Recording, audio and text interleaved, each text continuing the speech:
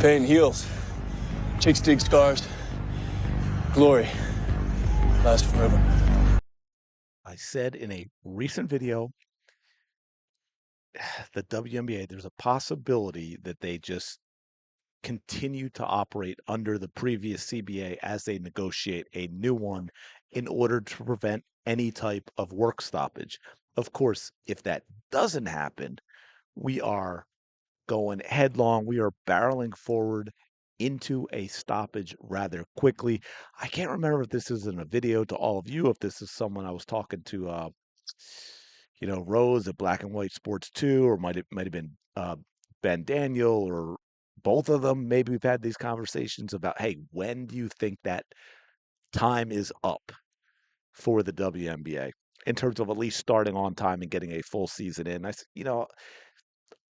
just in guessing in terms of everything they have to do, I was like, well, it's got to be in the first half of February is what we're looking at. And we're at, what is the date? January 23rd already. So we have a little over a week of January left. That is not a lot of time to get things done. And the big issue with that is it doesn't seem like things are actually happening behind the scenes. It doesn't seem like stuff is being hammered out away from the public eye, at least in terms of what some of the players have said that, and even in the reporting that we're going to get into, and I'm going to play you a clip from Sophie Cunningham as well weighing in. It doesn't sound like anything has happened since the players went insane with their counter to what the WNBA offered. We'll get into that as well. Welcome back. Thank you so much for being here. Appreciate all your support. Hope you're having a fantastic day. Got to shout out the 19 for still hanging around. Really do appreciate it. So let's get into this a little bit, but I just want to play a really short clip from Sophie Cunningham about the state of the CBA and the negotiations happening. That and our CBA is so dumb right now that it's heading towards a lockout. So no progress. No, just nothing. Honestly, nothing. We get weekly emails from the PA side of things, and it's just so dumb. Yeah. Dumb. Okay, but I will be up there next week.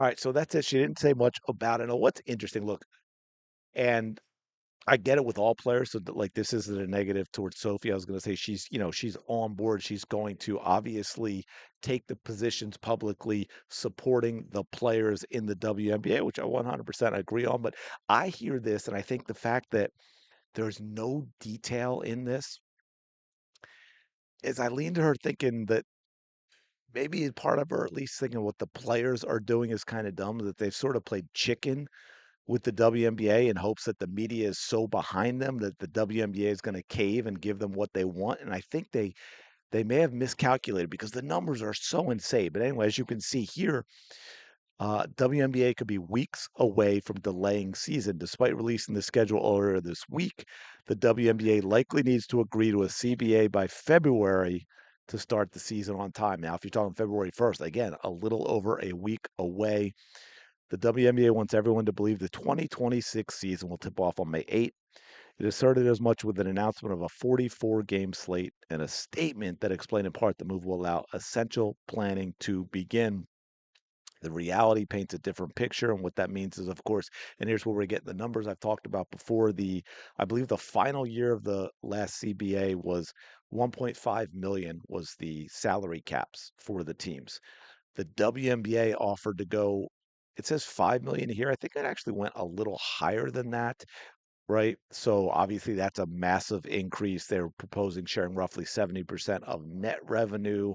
And I get why the players get a little leery of net, right? Because that's when you get into accounting and finagle numbers. Hollywood's been very, very good at that with movies and not wanting to pay people because they're like, oh, well, we never profited. Coming back with a 30% of revenue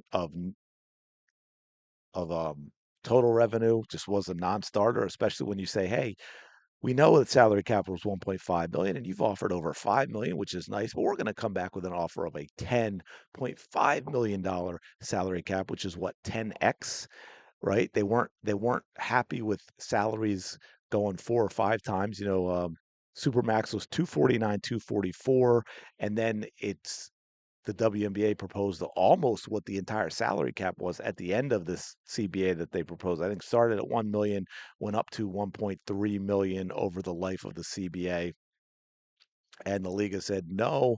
And apparently, this is what we're hearing from everyone, that the league has not even responded with any type of counter offer at all for what the players propose, which I kind of get it. I kind of get now Asia Wilson. I don't know Asia's quote here and talking about this.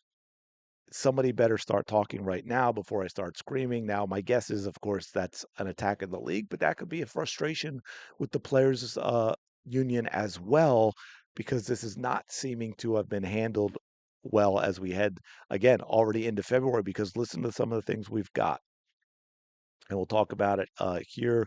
We've talked about this previously, but it's still, think of everything that's to happen with the recap. We've got to get the rules in place for an expansion draft. How many players can the teams protect? And again, I talked about this in another video, so I won't go into detail, but there's also that issue with pretty much all the league except those under a rookie contract, and a couple of players are free agents. So there's going to be some wording in there in terms of who are really going to be free agents and who are not, based on if the expansion teams select you, right? And then how does that affect your salary? Because guess is you could probably get more in the free market if you're a wanted player than if you lose your free agency and have to go to an expansion team, right? Which also takes away where you would want to play. So that could be a sticking point as well. And then you have to have the expansion draft.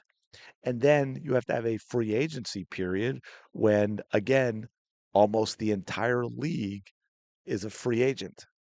So free agency is going to be wild. It's going to be a mad scramble. It would have been a mad scramble if they got a deal done right at the end of the season and nothing was delayed. And we did the expansion stuff in terms of who teams are protecting back in December, had the draft and all of that. Even a regular free agency period when you're looking at pretty much everybody but the rookies, free agents. That is going to be wild. And now trying to do it in a shortened period of time is going to be absolutely crazy. Nobody's going to have any idea what players are going where, what rosters are going to look like.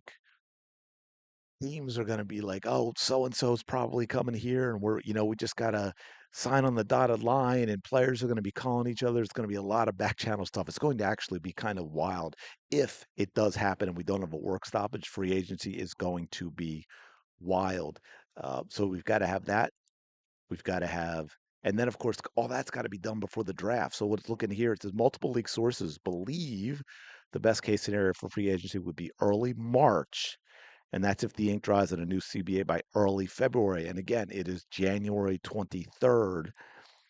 That gives the WNBA the rest of the month in February to figure out the rules for the expansion draft, have the teams submit who is protected, have the expansion teams then to make their draft. And again, it's a little trickier because there's got to be rules in there in terms of the free agents that are different than what has been done in the past. So it is going to be really, really interesting. And again, this league, 30th season, I believe, is this season, right? Okay, yeah. And they've never had a work stoppage. They've never had an opportunity for growth like they've had the last couple of years because, yes, Caitlin Clark. And here it is, both the league and the players cannot get out of their own damn way to benefit from it long term. Instead, they've seen all this growth. They decide they're the league is like, yeah, we're responsible. We did all this stuff. We did all this marketing. We've been kicking butt for 30 years and it's all finally happening the way we planned. And the players are like, yeah, we are awesome. We are the best basketball players on the planet. The fans are flocking to see us, not Caitlin, us, and they're all going to screw it up. This is not a league that can afford a work stoppage because people will not come back. No one cares that much about the WNBA. It even had a negative impact on Major League Baseball back in the 90s. But anyway, we're going to keep an eye on it. We are running out of time. Let me know your thoughts in the comments below. Appreciate it. Smash the like button, subscribe to the channel. It means a lot. It really does. Shout out 19. Go have a fantastic day. I'll talk to you in the next video.